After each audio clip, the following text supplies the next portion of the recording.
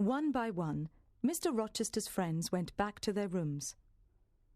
I also went back to my room, but soon afterwards, someone knocked at my door. I opened it and saw Mr. Rochester. "Jane, can you come with me?" he asked. I knew from his voice that something was very wrong. "Yes, of course," I said, and I followed him down the corridor and up the stairs to the attic. He unlocked the door of the attic, and we entered the room. "Wait here," he said. I stayed outside the door of another room while he unlocked it and went inside. Then from behind this door, I heard a terrible sound.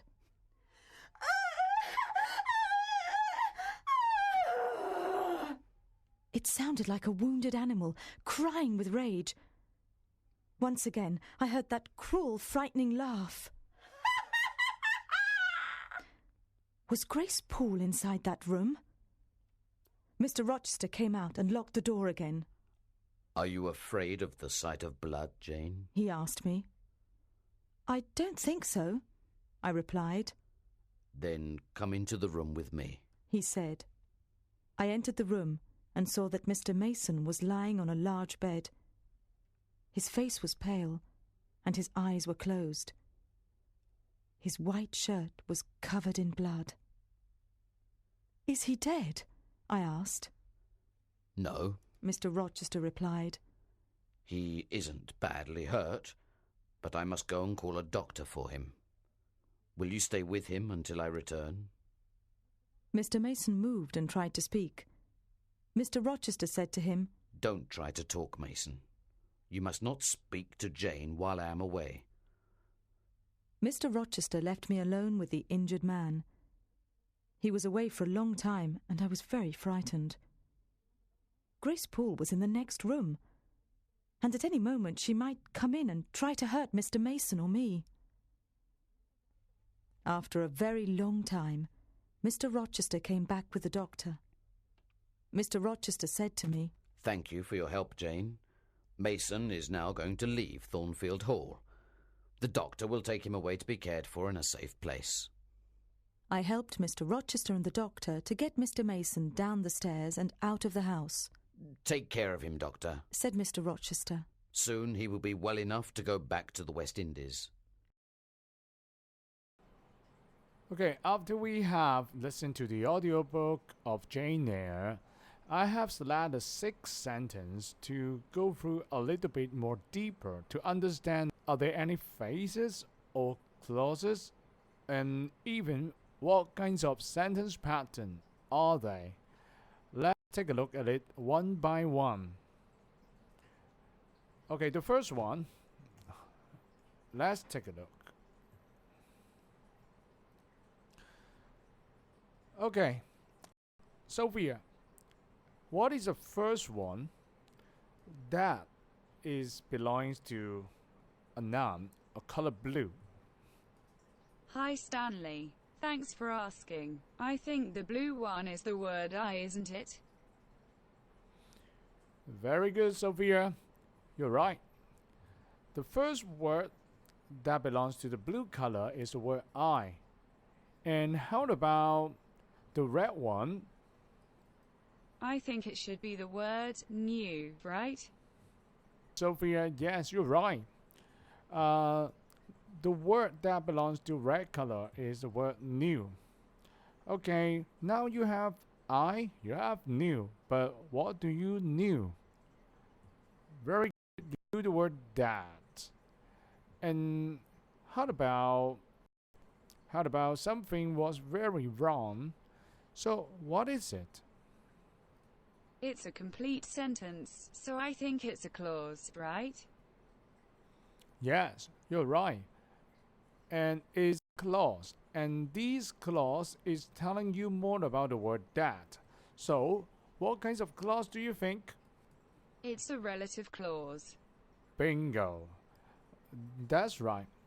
Now, these complete sentences have 2 areas that you have to care about. Number 1, These complete sentences cannot leave without. I can't simply say I knew that. I knew that. The word that actually isn't complete.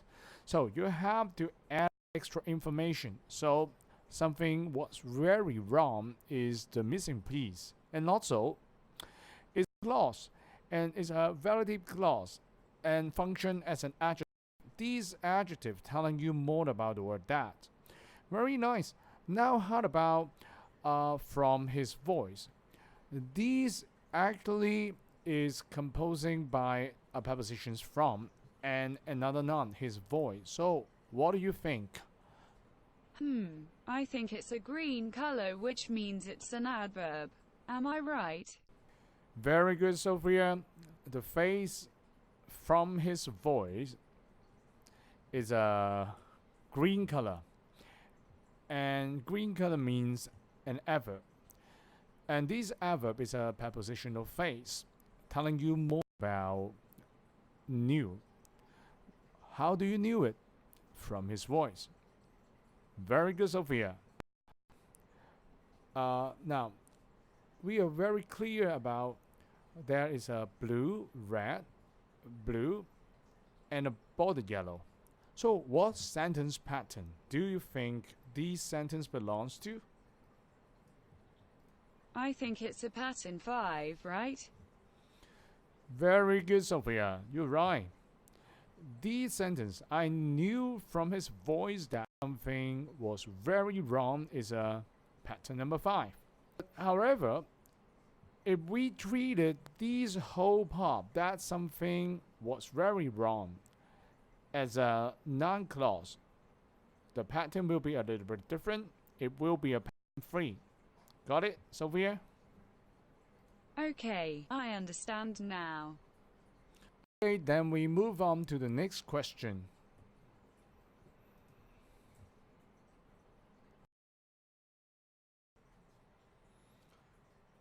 Okay, let's move on.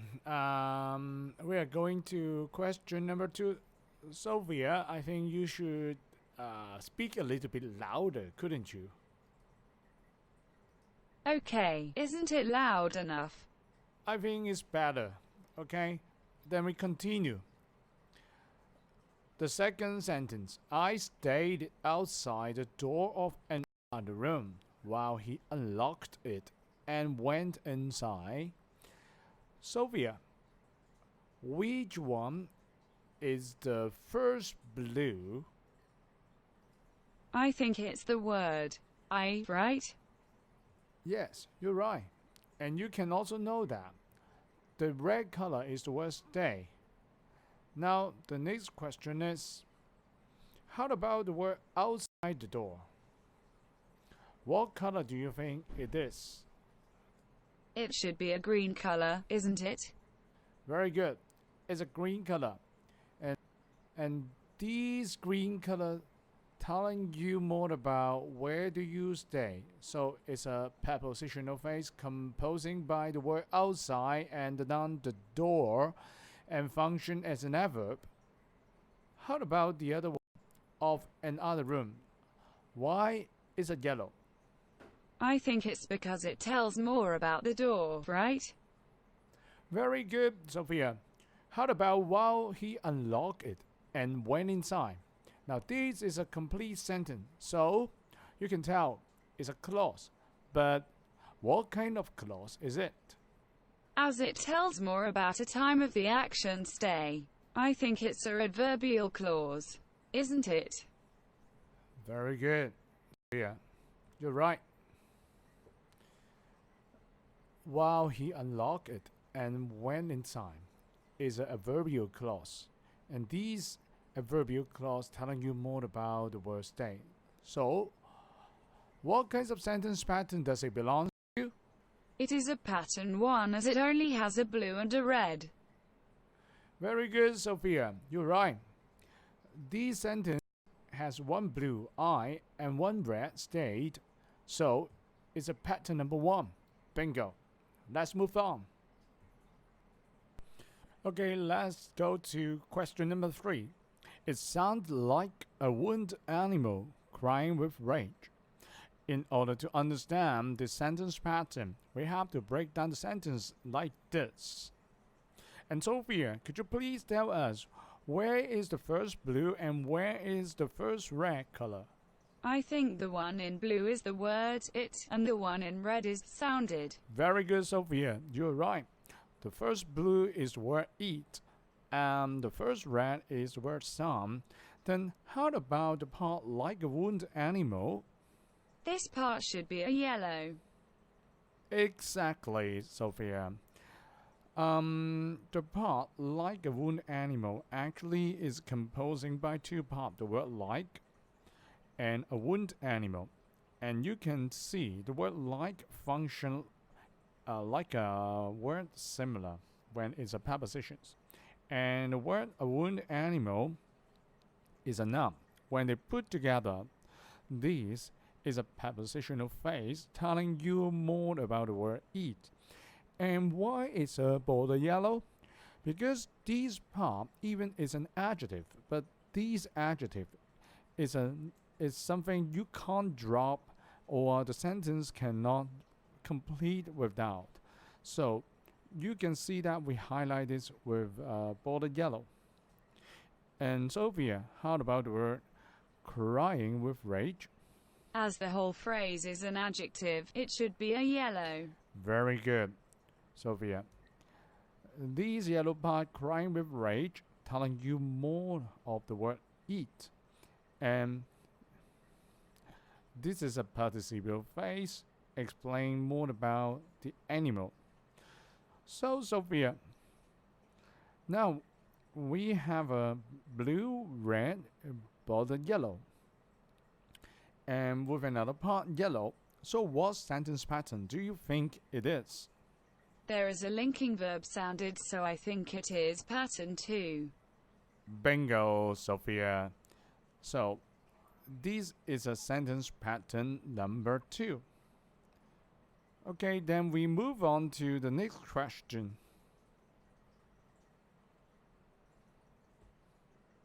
Question number 3. I saw that Mr. Mason was lying on a large bed. To understand this sentence, we have to break down into different parts like this. And the first part of the blue color and the red color should be the word I and saw.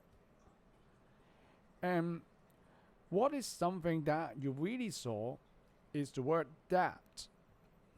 Okay, Sophia, how about the part Mr. Mason was lying on a large bed? What do you think it is? This is a complete sentence and has been used to tell more about the word that. I think it's a yellow and it's a relative clause, right? Bingo, Sophia. As this whole part is a complete sentence, Mr. Mason was lying on a large bed. And it is telling you more about the word that. So it's a clause and is a relative clause. Function as an adjective. You're right. So, what sentence pattern do you think it belongs to? It has blue, red, blue plus a border yellow. I think it must be sentence pattern 5, isn't it? Very good. This sentence belongs to pattern number 5. Alright, let's move on to the next sentence. Okay, the sentence, you must not speak to Jane while I'm away. To understand this sentence, we break it down into something like this. And the first blue color must be the word you, and the red color must be must not speak. And Sophia, how about the phrase to Jane? What do you think? This phrase composite with the preposition to and a noun Jane. It's a prepositional phrase functions as an adverb to tell more about the verb must not speak. Am I right? Very good, Sophia. The phrase to Jane is telling you more about must not speak. and is a prepositional phrase, function as an adverb. You're right. Then how about the clause while I'm away? What do you think? This part is a clause and it tells more about the verb must not speak to. So I think it's an adverbial clause. Very good, Sophia. These clause while I'm away function as a adverb and is a adverbial clause. You're right. So what sentence pattern is it? As we do not count the green part, it only has a blue and a red part. So I think it is pattern number 1. Very good, Sophia. It's a pattern number 1. Alright then, we move on to the last question. So, the last question. The doctor will take him away to be cared for in a safe place. So to understand this question, we break it down in this way. And the doctor and will take away is the blue part and the red part. But who will be taken away is the blue part him. Sophia, how about the other part? To be cared for. What do you think? This phrase starts with the word to and follows with the verb be. It's a to infinitive phrase and functions as an adjective to tell more about him. Very good, Sophia. To be careful is a to infinitive phrase telling you more about the noun him. Then how about in a safe place? This part starts with a preposition and follows by a noun. It's a prepositional phrase which functions as an adverb to tell more about the previous adjective. Very good. In a safe place, starting with a preposition in and followed with a noun, a safe place. So, it's a prepositional phrase. And as it's telling you more about to be careful, so the only function it can fit is as an adverb. So it's a green color. So the next question is, what sentence pattern is it? As it has a blue, red and blue pattern, I think it's a pattern number 3, right? Exactly. As we have a blue, red, blue pattern, and it's a sentence pattern number 3. Very good. That's all for today. Everybody, see you tomorrow. Goodbye.